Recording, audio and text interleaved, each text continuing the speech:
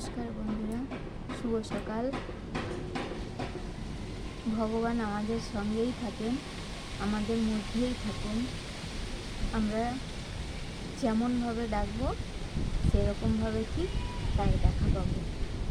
যেমন নুন আর জল খেলে পরে বুঝতে পারি এই জলটার মধ্যে নুন মেশানো আছে, কিন্তু তার আগে আমরা চোখে দেখতে পাই না যে ভগবান আমাদের সাথেই আছে বলে আমরা অনুভব করে কিছু অনুভূতির মধ্যে বুঝতে পারি ভগবান আমাদের সাথেই আছে।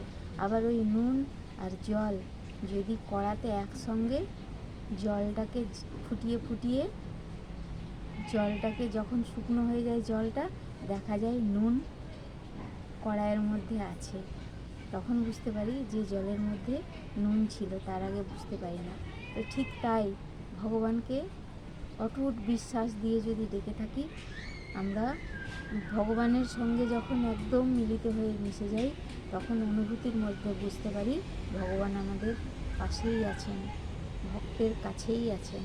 কারণ ভগবান বলেন, যে করে আমার আশ আমি তার করি সর্বনাশ, তবুও ছাড়ে যদি না আমার পাশ, আমি হয় তখন তার দাসের দাস। ওম নমঃ শিবায়।